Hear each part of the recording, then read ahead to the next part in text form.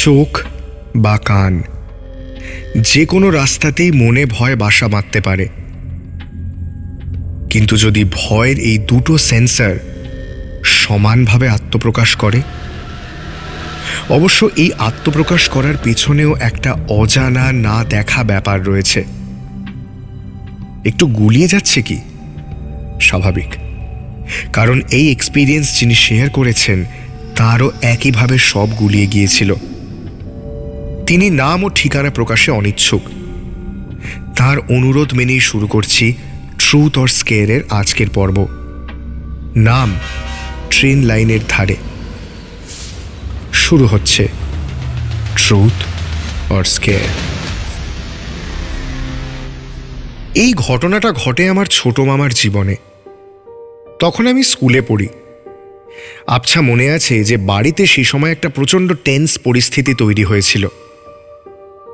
কলেজে পড়ার সময় মামা ঘটনাটা আমায় খুলে বলেন। শিউরে উঠেছিলাম শুনে। ছোট মামা ছোটবেলা থেকেই নানান রোগে ভুগেছেন। একবার জন্ডিস হয়ে প্রায় যাই অবস্থা হয়েছিল। আমার মামা বাড়ি ছিল ট্রেন লাইনের ধারে, দমদম আর বেলঘড়িয়ার মাঝামাঝি একটা জায়গা। মামার ঘরের জানলা দিয়ে ট্রেন লাইন দেখা যেত। একদিন রাত্রিবেলায় ঘুমোতে গিয়ে মামা দেখেন ট্রেন লাইনের ওপাশে একটা লোক দাঁড়িয়ে তাকিয়ে আছেন মামার ঘরের দিকে। তাকিয়ে আছে মানে একভাবে তাকিয়ে আছে, চোখের পলক পড়ছে না। আর ওই দৃষ্টির মধ্যেই একটা অপার্থিব ভাব লুকিয়ে আছে, মানে সে যেন চোখ দিয়ে শুষে নিতে চাইছে সবকিছু। মামার বাড়ির ঘরের জানলা থেকে ট্রেন লাইনের দূরত্ব বিশেষ কিছু নয়, মাঝে একটা ডোবা আর তার ওপাশেই লাইন। বলতে গেলে ঘরের বেশ কাছে। মামার একটু অদ্ভুত লাগলেও কিছু বলেননি, জানলা বন্ধ করে শুয়ে পড়েন। তারপর সারাদিন কাজের চাপে ভুলেও যান যে এরকম কাউকে দেখেছিলেন। দিন দুয়েক পর সেদিন খুব বৃষ্টি পড়ছে।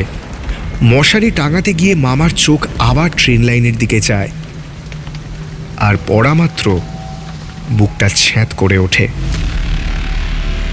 মামা দেখেন অত বৃষ্টির মধ্যেও লোকটা দাঁড়িয়ে।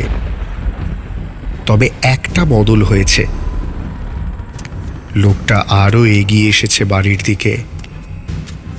আর আগের দিন লোকটার যে মুখ ভাবলেশীন ছিল, সেটাতে এখন একটা হাসি দেখা দিয়েছে। সেই এক প্যান্ট শার্ট পরা লোক, চেহারায় সামান্যতম তফাৎটুকু নেই। মামা আবারও জানলাটা বন্ধ করে দেন, কারণ মনের খচখচানিটা ক্রমশ জোরালো হতে শুরু করেছে। পাড়ার ছেলেরা প্রত্যেকেই মামাকে খুব ভালো করে চিনতেন। প্রায় সবাই তার ছোটবেলার বন্ধু। নিরুপায় হয়ে মামা তাদের বললেন ব্যাপারটা। সবাই বলল, ঠিক আছে, তুমি জানলা খুলে রেখো, আমরা আজ রাতের বেলায় লুকিয়ে থাকব। কাউকে দাঁড়িয়ে থাকতে দেখলেই পাকড়াও করে দেব দুঘা। একটু ডোজ পড়লেই লাইন ধারে দাঁড়ানো বেরিয়ে যাবে। এই কথা শুনে মামা মনে একটু সাহস পেলেন। ভাবলেন এবার ধরা পড়বে। কিন্তু পরদিন পাড়ার ছেলেরা এসে বলল সেদিন সবাই রাত 2টো অবধি ওখানে থেকেও কাউকে দেখতে পায়নি।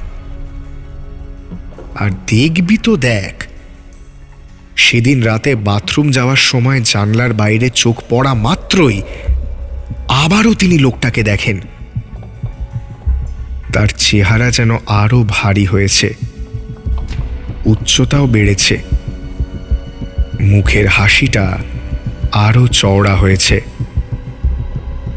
আর লোকটা আরো এগিয়ে এসেছে বাড়ির দিকে। এরপর থেকেই আমাদের মামা বাড়িতে অশান্তির ছায়া নেমে আসে। কারণটা অবশ্যই ছোট মামা, কারণ তার মানসিক এবং শারীরিক অবস্থা ক্রমশ খারাপ হতে থাকে। মামা না পারতেন বাড়িতে থাকতে, না পারতেন কোথাও বেরোতে। সারাক্ষণ একটা মানুষ ভয়ে ভয়ে আছে, সে ঠকঠকিয়ে আতঙ্কে কাঁপছে, সে প্রলাপ বকছে, অথচ কিছুদিন আগেও সেই মানুষটাই হুল্লোড় করেছে, বাজি ফেলে রসগোল্লা খেয়েছে। বলাই বাহুল্য, মামাকে জানলাবিহীন একটা ঘরে রাখা হয়। এবং তার অনুপস্থিতিতে তার ঘরের জানলা দিয়ে উঁকি মেরেও লোকটাকে আর কেউ দেখেননি। ইতিমধ্যে আমার মামির এক আত্মীয় খবর পেয়ে আসেন। আমরা শুনেছি তার কিছু বিশেষ ক্ষমতা ছিল এবং তাকে আমার মামাবাড়ির সকলেই খুব মান্য করতেন। তিনি আসেন, মামার ঘরে যান, মামার সাথে কথা বলেন এবং সববার আশঙ্কা সত্যি করে বলেন, একটা গোলমাল আছে। মামা একটা গোলমালে পড়েছেন, যেটা সবার চোখে পড়বে না। এবং সে আত্মীয় এটাও বলেন যে আমার ছোট মামাকে কেউ নিতে এসেছে। বাড়িতে রীতিমতো কান্নার রোল পড়ে যায়। শেষ পর্যন্ত সেই আত্মীয়র সাথে কথা বলে ঠিক করা হয় যে আমার দিদিমা একটু রাত হলে ছোট মামার সব থেকে প্রিয় খাবার রান্না করে একটা থালায় সাজিয়ে ওই ট্রেন লাইনের ধারে রেখে আসবেন। কিন্তু দিদিমাকে বলা হয় খাবারটা রেখেই যেন চলে আসেন, কোনো অবস্থাতেই যেন পেছনে ফিরে না দেখেন। আর এর মাঝে মামাবাড়ির দরজা ধরে দাঁড়িয়ে থাকবেন সেই আত্মীয়। দিদিমা কথা মতো রাত্রিবেলায় বেরোন হাতে খাবারের থালা নিয়ে। যেখানে লোকটাকে প্রথম দেখা গিয়েছিল সেই লাইনের পাশে খাবারটা রেখে চলে আসেন। চারপাশে কেউ কোথাও ছিল না। তাছাড়া দিদিমাকে বলাও হয়েছিল খাবারের থালাটা রেখে কোনো দিকে না তাকিয়ে চলে আসতে। দিদিমা সেটাই করেছিলেন। প্রথম দিকে ছোট মামার কথায় দিদিমার খুব একটা বিশ্বাস হয়নি, কিন্তু মামা যে ভুল বলেননি এবং সেই আত্মীয়ের কথা মতো সত্যিই যে একটা বড় মাপের গোলমাল আছে, সেটা দিদিমা বোঝেন খাবারের থালা রেখে বাড়ির দিকে পা বাড়ানো মাত্র। কিরকম? দিদিমা স্পষ্ট শোনেন পিছনে কেউ বা কারা উল্লাসে ফেটে পড়ছে। কেউ যেন প্রচুর আনন্দে এবং বলা ভালো পৈশাচিক আনন্দে ফেটে পড়ে বলছে, এসেছে এসেছে এসেছে, ওরে আয় খেয়ে যা, আয় আয় না, খেয়ে যা খেয়ে যা খেয়ে যা। অথচ সেই জায়গায় খাবার রাখার আগের মুহূর্ত অবধি দিদিমা আশেপাশে কাউকে দেখেননি। দিদিমা তারপর স্পষ্ট শোনেন কেউ হাসছে। ওই ভালো মন্দ খেয়ে কেউ একটা হাসছে।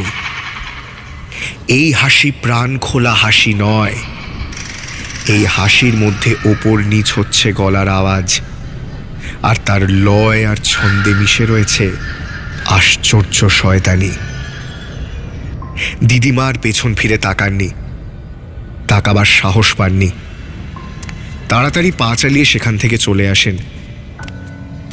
ছোট মামার সেরে উঠতে আরও কিছুদিন সময় লেগেছিল, তবে ট্রেন লাইনের ধারের ওই ঘরে আর কোনোদিন থাকেননি। ঘটনাটা ঘটে যাওয়ার প্রায় 7-8 বছর পর আমি ওই কথা শুনি। আজও মনে আছে, অতদিন পরে বলতে বলতেও মামার মুখ শুকিয়ে গিয়েছিল। আমি সেই ঘরের জানলা দিয়ে ওই জায়গাটা দেখেছি। আশেপাশে অনেক বাড়ি গজিয়ে গেলেও ওই জায়গাটার মধ্যে কিছু একটা আছে। আমারও গায়ে কাঁটা দিয়ে উঠেছিল। মামার কথা শুনেই কি, কে জানে? অনেকে হয়তো বলবেন মনের ভুল, অনেকে হয়তো কুসংস্কার বলে উড়িয়েও দিতে পারেন, হয়তো তাই। কিন্তু হয়তো তার মধ্যেও থাকে হাতছানি আর শিউরে ওঠা প্রতিটা সেন্স। আর শিহরিত হওয়া দেখেই স্পষ্ট হয়ে যায়, সত্যি না হলেও ঘটনাটা ফেলে দিতে পারা যাবে না। এটাই সবচেয়ে বড় সত্যি। ট্রুথ অর স্কেয়ার ফিরবে পরের পর্ব নিয়ে।